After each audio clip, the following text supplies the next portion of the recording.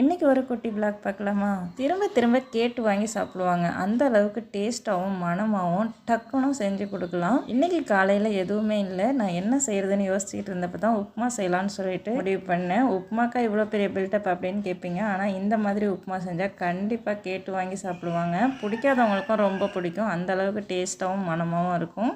இந்த மாதிரி கண்டிப்பாக ட்ரை பண்ணி பாருங்கள். ஃபஸ்ட்டு ஒரு பேன் வச்சு நல்லா ஹீட் பண்ணிக்கோங்க. இப்போது நல்லெண்ணெய் ஆட் பண்ணிக்கோங்க. நான் 3 டேபிள் ஸ்பூன் நல்லெண்ணெய் ஆட் பண்ணியிருக்கேன்.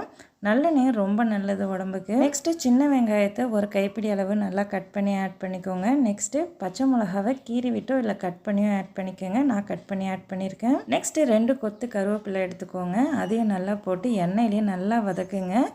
நல்ல கலர் மாறுற வரைக்கும் வதக்குங்க வெங்காயத்தை. அப்போ தான் நல்லா டேஸ்ட்டாகவும் மணமாகவும் இருக்கும். நெக்ஸ்ட்டு உப்பு ஆட் பண்ணிக்கோங்க தேவையான அளவுக்கு. ரொம்ப அதிகமாக ஆட் பண்ண வேணாம் உப்புமான்னு சொல்லிவிட்டு, ஏன்னா அப்போ தான் நமக்கு டேஸ்ட்டு சூப்பராக இருக்கும். நெக்ஸ்ட்டு மஞ்சத்தூள் கொஞ்சமாக ஆட் பண்ணிக்கோங்க.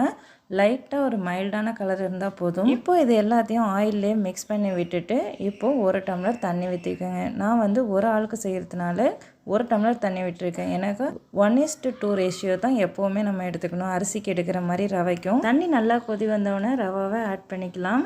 இந்த மாதிரி கிண்டி விட்டுக்கிட்டே ஆட் பண்ணணும், இல்லைனா கட்டி பிடிச்சிடும். இந்த மாதிரி கிண்டி விட்டுக்கிட்டே ஆட் பண்ணால் தான் நல்லா உதிரியாகவும் நல்லா டேஸ்ட்டாகவும் மணமாகவும் இருக்கும். நல்லா மிக்ஸ் பண்ணி விட்டுட்டு ஒரு மூடி போட்டு ஒரு 5 மினிட்ஸ் அப்படியே மூடி வச்சுருங்க சிம்மில் வச்சு. நெக்ஸ்ட்டு நீங்கள் ஓப்பன் பண்ணி பார்த்தா அவ்வளோ டேஸ்ட்டாக மணமாக இருக்கும். இன்னொன்று வந்து அது நல்லா கிண்டி விட்டு பாருங்கள், அப்படியே உதிரியாக இருக்கும். நம்ம பாருங்களேன், பார்க்கும் போதே உங்களுக்கு தெரியும் எப்படி இருக்குன்னு சொல்லிட்டு.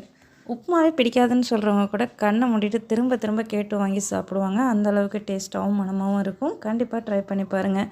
என்னோடய லைஃப் ஸ்டைல் பிடிச்சிருந்தா கண்டிப்பாக சப்போர்ட் பண்ணுங்கள். தேங்க்யூ ஃபார் வாட்சிங். அஸ்ஸலாமு அலைக்கும்.